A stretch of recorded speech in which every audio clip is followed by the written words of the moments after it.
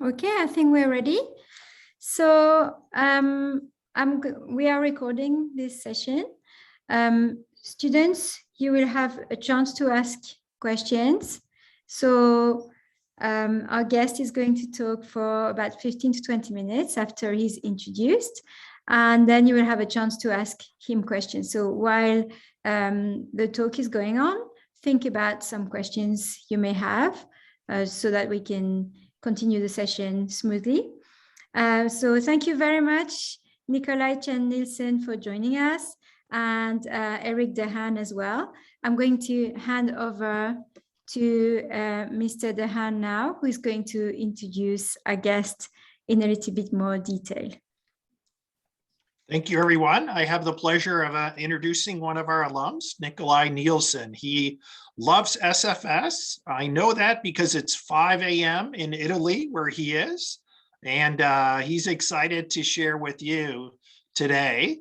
He has many good memories of SFS, one of which was being a biology student, and for an entire day, he could not speak. He had to use his other senses to go throughout the day.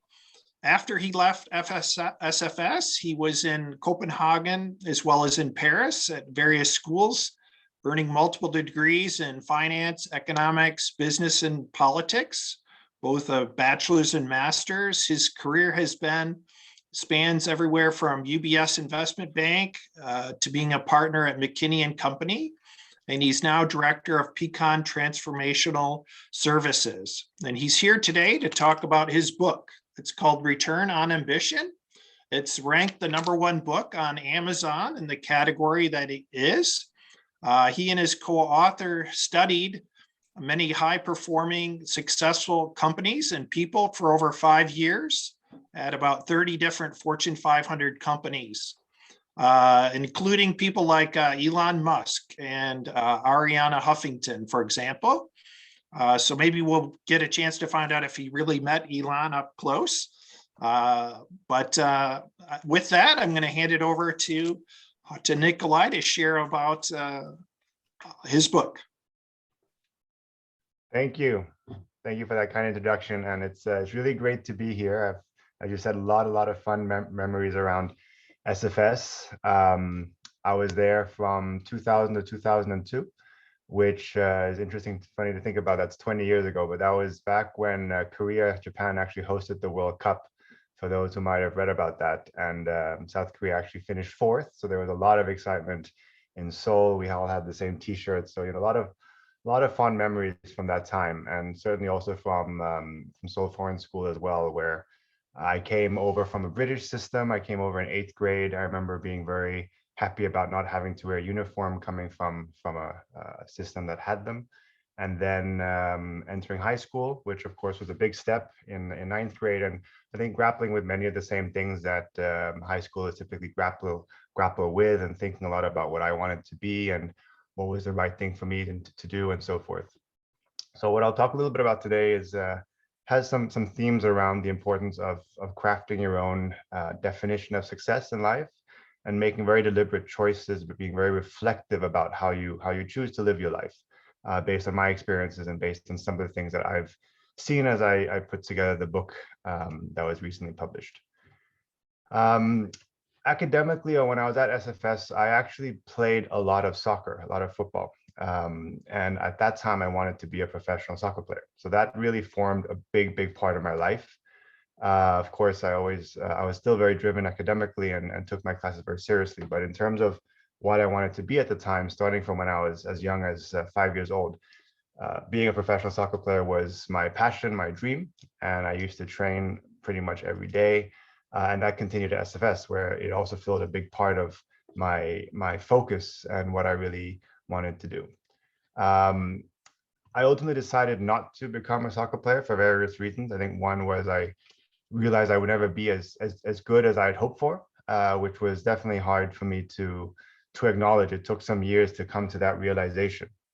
But that also meant that when I took this decision after high school, just after high school. So that also meant that as I went into college, I actually had no idea what I wanted to do. took my studies seriously, yes, but I didn't have a one or point of focus that I wanted to drive towards. And I will say, I think that one of the most important age, perhaps a little bit older, was that I was given the freedom to choose, if you will, from my parents. They did talk about the importance of that whatever I did, I do take seriously. But there was a lot of room given to me to actually explore things. And I think college was a very important time for me to actually do that. And I ended up majoring in international business and politics, which is somewhat broad, but of course having the space to take classes in things that were not within those two areas. So very formative years, if you will, and a lot of thinking and reflection about what was important. I ultimately gravitated towards business and joined a consulting company, management consulting, where I stayed for almost 10 years. And I moved around different places, 4 different countries with that company. But even then, it was never really a conventional path, if you will. Spent a lot of time doing things that I truly loved, wrote and published 2 books, traveled and tried to always do things that I found were right for me. I think that was part of my lessons. I will say that it wasn't always this smooth sailing, if you will. And one of my very important memories was actually from the early days of college, when I was in my early 20s, where I was very ambitious and I had a lot of different things I wanted to do with my life. And I remember when I came back from class one day and I crashed on my couch and I said the words that I'm burned out. I said those words out loud, just to myself. And that's when that moment around burnout became very real for me. Because before I had said it, it was more just something that was subconscious in my mind. I was feeling it perhaps, but didn't really want to admit it. And that was an important moment for me, because I remember really thinking how something that's meant to be such a force for good, your ambition, could actually lead me to so much despair and actually lead me to being exhausted and unmotivated and burned out. And at that time, I had lots of questions around ambition and about how to essentially live my life in the right way, but I didn't really have any answers. And I felt like there was something that I needed to figure out, if you will. There was an itch that I wanted to scratch.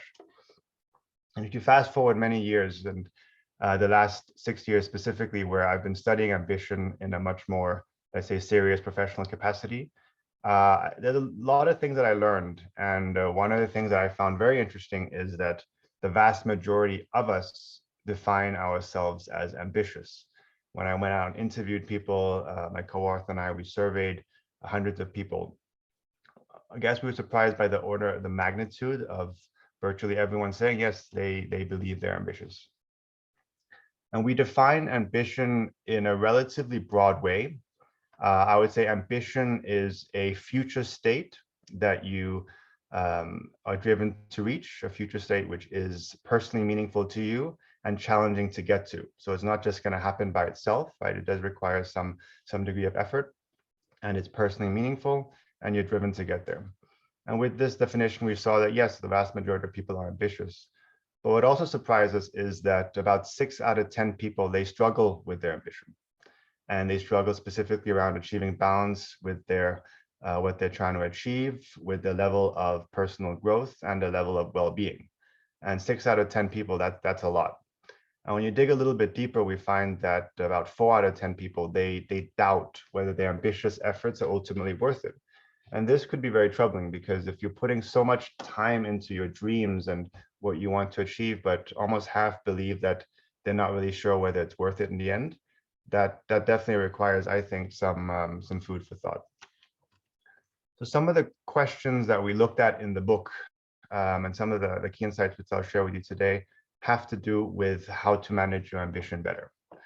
And one of the themes that came again and again and again was that people with a high return on ambition, people who are fulfilled and who would say that they are successful in life, they consistently manage 3 aspects very closely. They manage their achievements, but also the well-being and growth. And this is a very delicate balance, because we know that as as an ambitious person, it's not as easy to say, for example, that, oh, I'll just, switch off and work less, and that the whole work-life balance can be very, very limiting if it's just those two dimensions. Ambitious people typically, they want it all at the same time.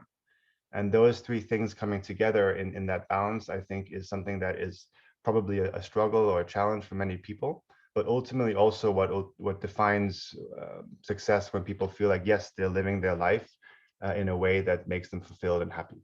So achievement, growth, and well-being as these three things are really important to think about.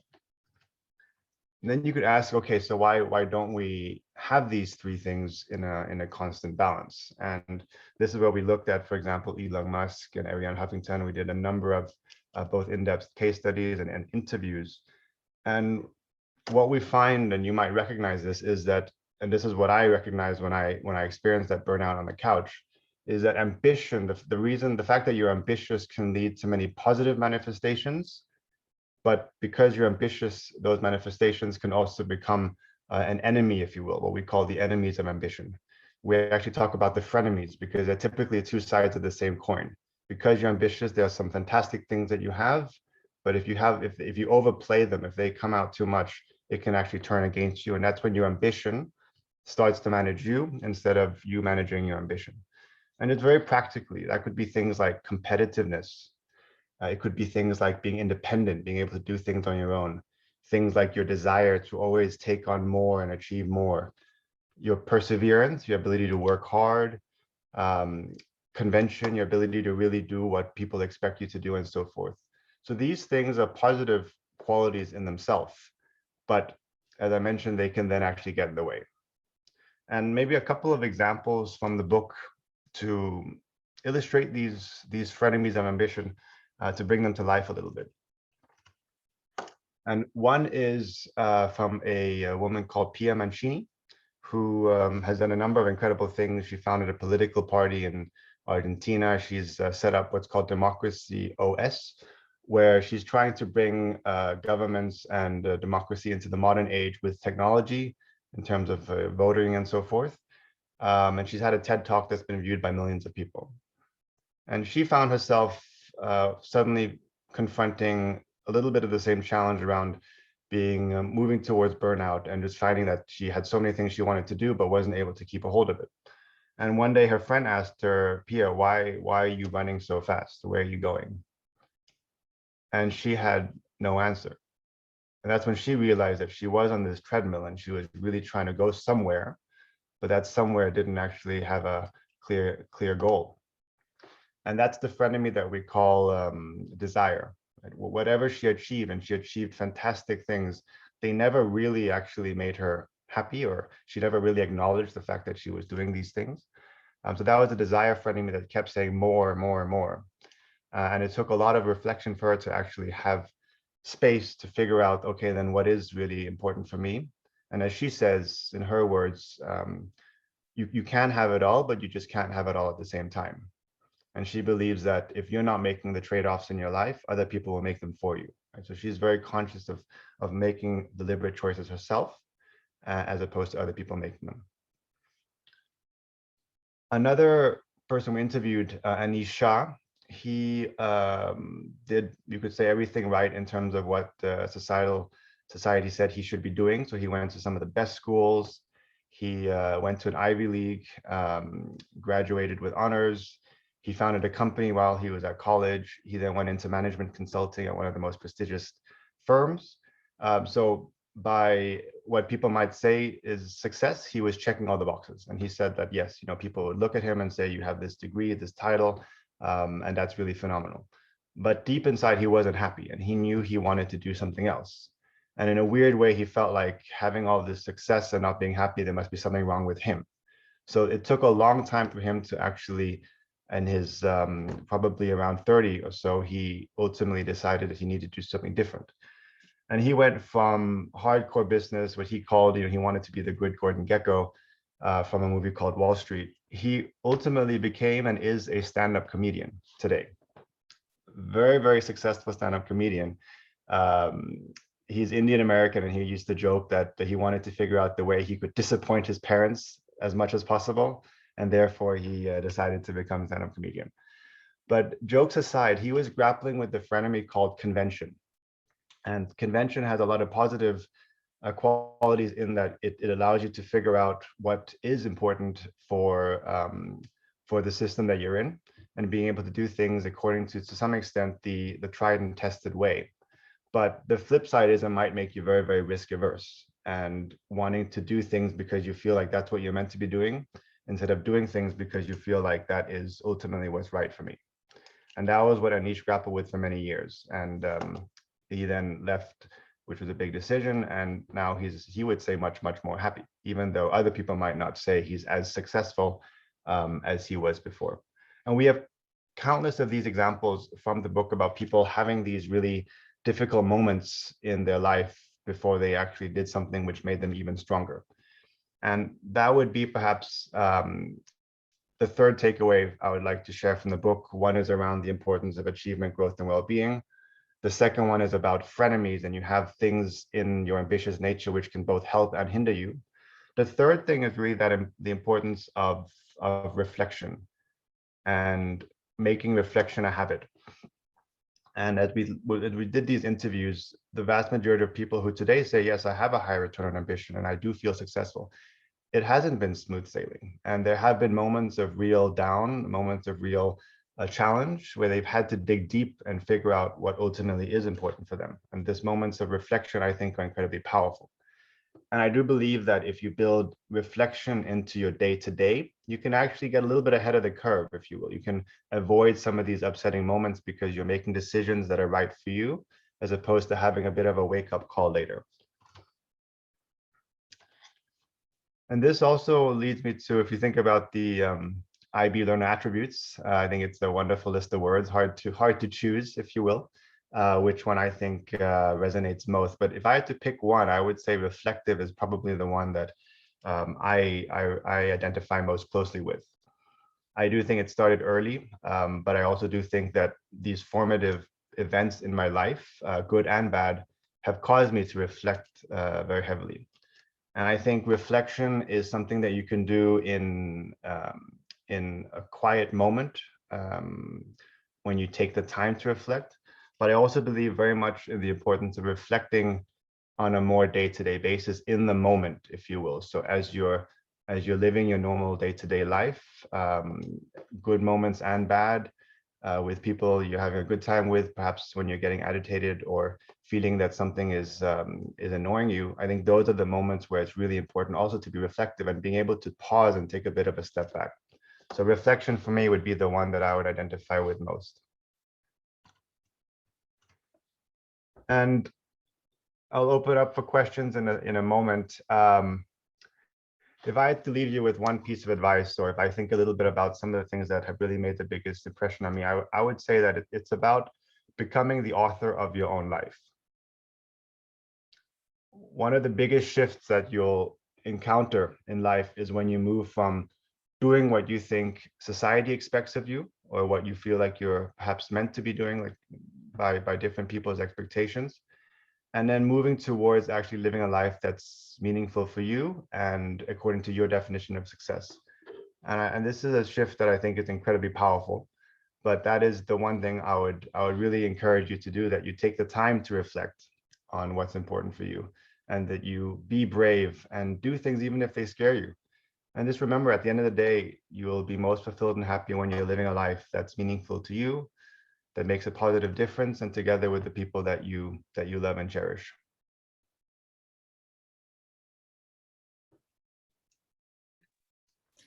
Thank you so much. I'm sure students will have questions now. So if you have a question, just go to the screen in your classroom and please unmute yourself and ask your question. Or alternatively, you could use the chat function if you're really too shy.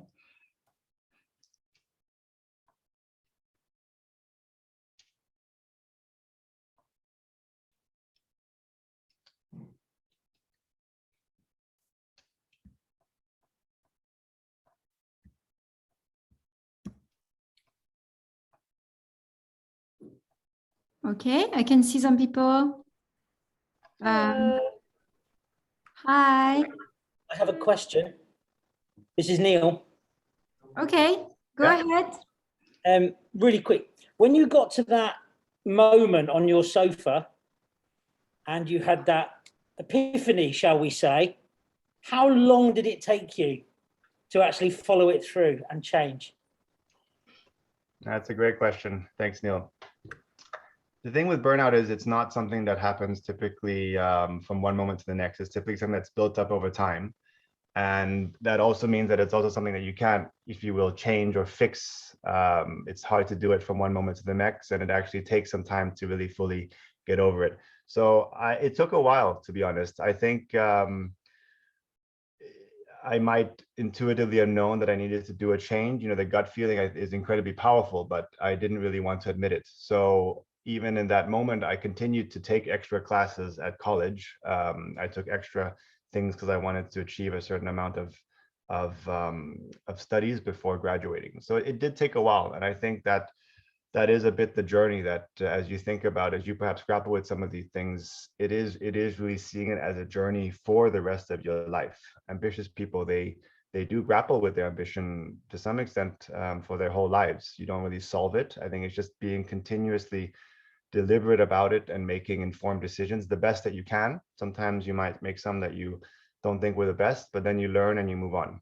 So for me, it took a while, and I think it does typically, it is really a journey that you evolve over time. Thank you.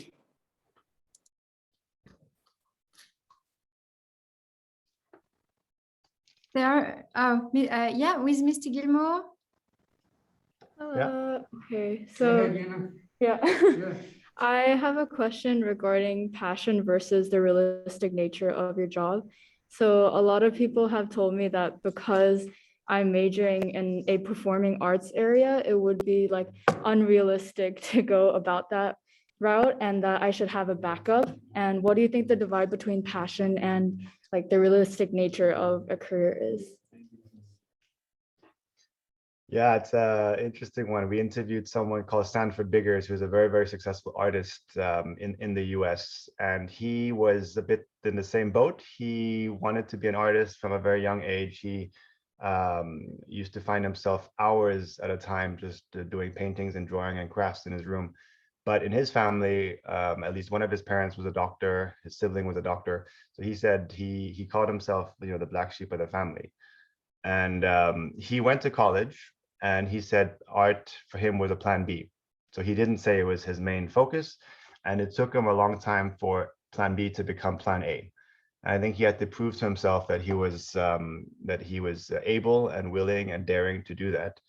So that's not perhaps a precise answer for you, but I do think when I look at the diversity of people who've been successful and who feel fulfilled, there really is no one size fits all. And if you look at people who you admire in the world, they're doing fantastically diverse things.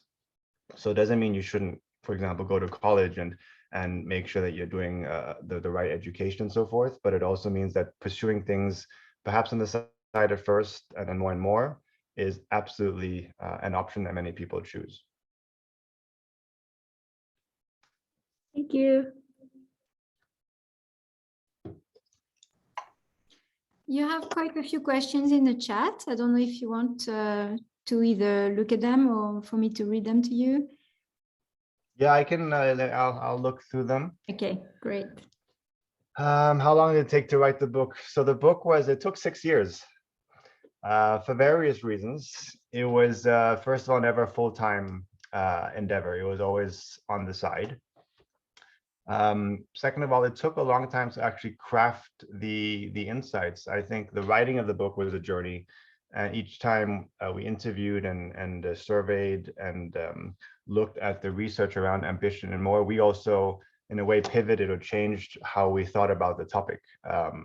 Ambition is not that well explored in terms of personal development. There's some books, but not many around it. So for me, the 6 years were absolutely part of just crafting that final narrative. Very much a labor of love. What is my personal definition of success? Yeah. In the book, we talk about what's called a philosophy of ambition, which is a number of statements that you put down, your principles of ambition, which are the way you want to live life. And one of the key things that you might reflect on is that ambition is not about defining the destination and saying that's the only place I want to be, because that's typically not how life works. It's much more about the direction. So it's less about the specific destination, much more about the direction and how you want to live your life. So my personal definition of success, I have refined a lot over time. A big part of it is around how I choose to spend my time. The amount of time that I'll do, for example, work versus spend time with my family versus doing hobbies. I think that's one balance that I've had to grapple with over time. And another very, very big one for me is around what I call sense making, or I really enjoy taking different perspectives or challenges and then writing about them and actually trying to find perspectives that help people. So this book is an example of that. But even professionally, I do think about the big challenges of the world and how we might actually do things differently to help solve some of them. And then finally, another principle I have is around just being of service. I think it's very important that we leave the world better than we found it, if you will, and the same goes for the different situations we're in.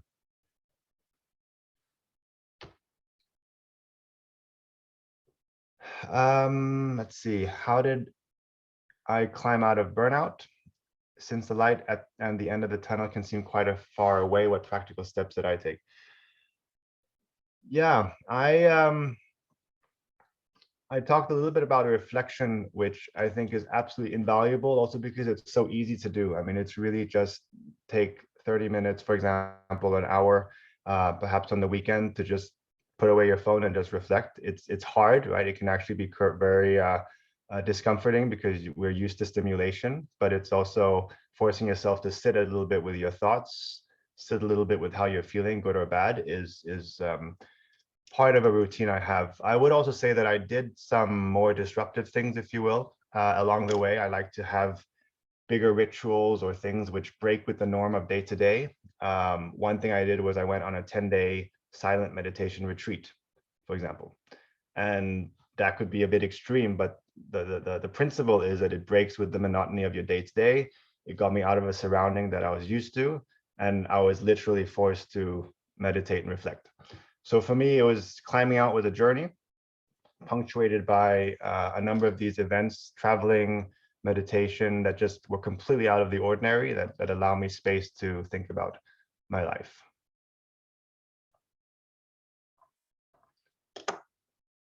How did we connect with Elon Musk?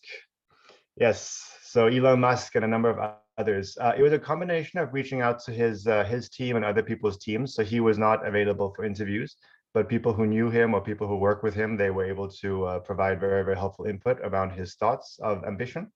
And then also watching just a ton of interviews online. When you look at someone like him, there's of course a lot of material, and you can really begin to piece out how he thinks about his ambition and his philosophy around it.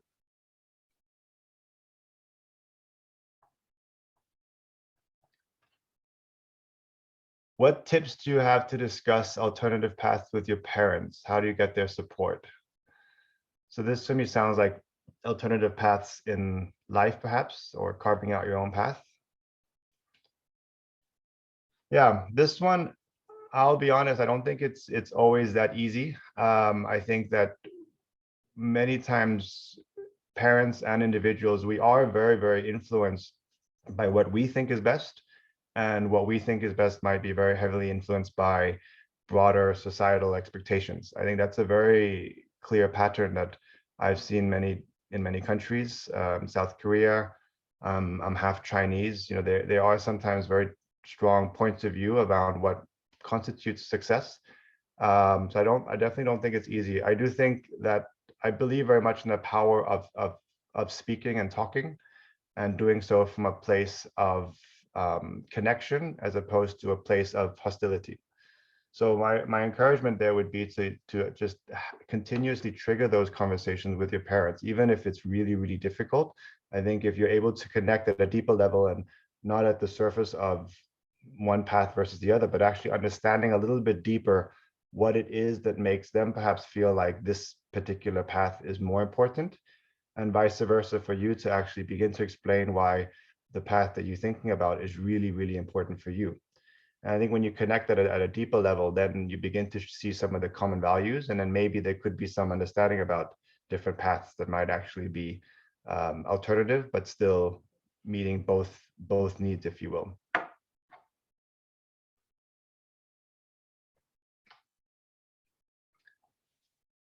How did you deal with the sudden change in your future plans as you realized that your passion was unrealistic? Did you feel lost, and did you gain back the confidence in your path in life? So when I was just after turning 19, made the decision not to be a professional soccer player. At this time, I was back in Denmark, and I was training in many days, twice a day. So it was really the semi-professional, hoping to become a professional life. I did feel lost, actually. There was a moment of lost, but also a little bit excited to some extent. I remember feeling like I closed one door, and then now suddenly I could, in theory, become anything I wanted. And that's when I started college. I had no idea whether it was going to be one or the other. I definitely didn't think I would write books back when I was 19. So I'd say a little bit lost, but actually more hopeful and more positive and excited about the future. How did I gain back the confidence?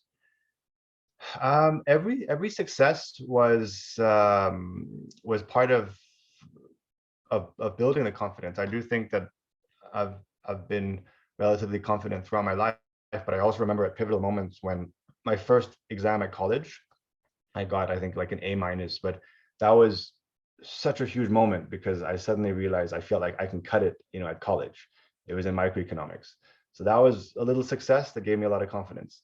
And then the same on the other exams, getting accepted into a exchange program at a good university was another big success. I remember when I opened my letter, it just made me feel so excited. So gaining the confidence back was a series of believing I could do it, with the excitement, the positive view on life, and then every little success actually built on each other and continued over time.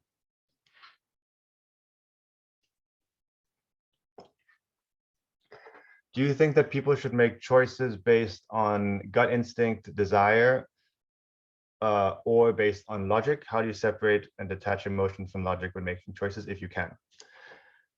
It's an interesting one, right? Gut feeling, perhaps the heart, or is it the brain and the logic?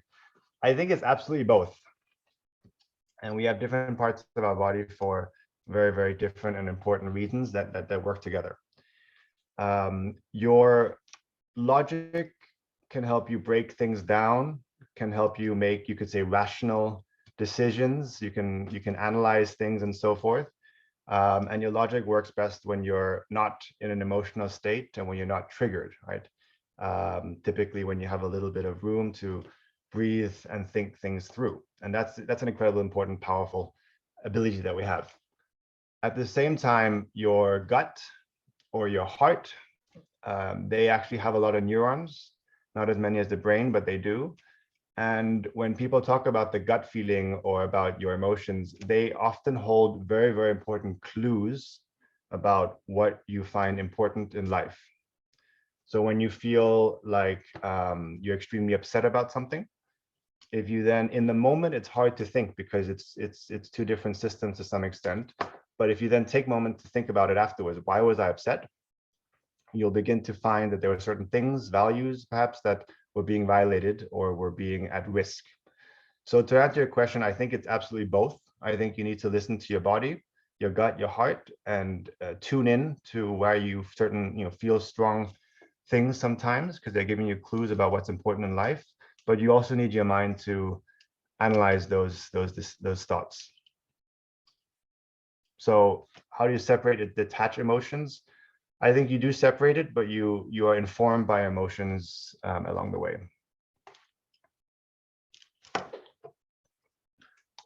How was working at McKinsey? I really enjoyed it.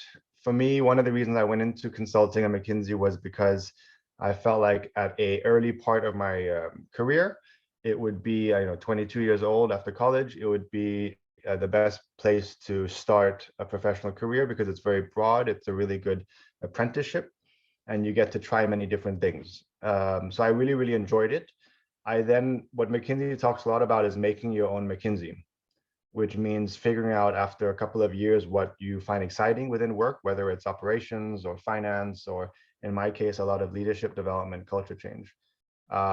So that was one of the reasons I stayed for so long, because I got to do things that I found really exciting, work with people that I enjoyed working with. I will say it's a challenging job. It's many hours on a day-to-day basis. It's incredibly rewarding, but it's not at all your regular 9 to 5. It is more intense than that. What was research for the book like, and how did you organize your time?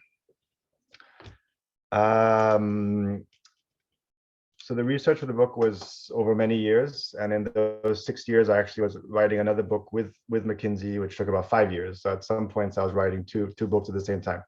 I think organizing time is incredibly important. You cannot do everything, but I think if you're organized, you can do a lot more than you think. If you take an hour a day, for example, 5 days a week, that's almost the equivalent of an extra day a week. And that doesn't necessarily mean get up super early and don't sleep enough. It means that you're saying yes to certain things, and then you might say a little bit no to some other things. So I organize my time with very, very clear trade-offs. And people who talk about writing or doing something on the side, I would say discipline is one of the most important things. Again, it doesn't mean that you have to work until midnight, but it does mean that you're very, very clear about if you want to do certain things, what do you then perhaps have to say no to? Ask him if his parents are proud of him. I'm very, very grateful and very blessed that my parents are and have always been. And I think it's been such a wonderful part of my life that they've allowed me to do whatever I wanted as long as I took it seriously, and they were always proud of me. And I think, yeah, that was very, it took me some time to realize the importance of that. But as I've grown older, I've really seen how much that actually helped me figure out my own path in a much more free way. Conscious of time as well. If you have two things you want to do and you're equally passionate about both of them, how do you choose which one to pursue? I don't think you need to make a decision. It's not as black and white, path one, path two. I think you can get a bit of a feeling for both. So for example, if you're interested in different paths, speak to people who are in that industry or who are doing the job that you aspire to do. Like literally talk to them, have coffee with them, ask them what is your day-to-day like. Maybe you can either do an internship, or you can begin to volunteer, or even just get affiliated with a company that's doing that for a couple of hours a week. All this to say, I think you can get a feeling for the job without actually having to pick A or B. And then you might actually find out that you've tried one thing for 3 months and you didn't really like it, or vice versa. We don't really know until we try it. Okay, thank you so much. It was really wonderful, and I think the number of questions shows how engaged everyone was. So thank you, students, for all your wonderful questions, and thank you so much, Nicolai, for your talk and your thoughtful answers. We really appreciate it. Thank you. Thank you. Great to be here.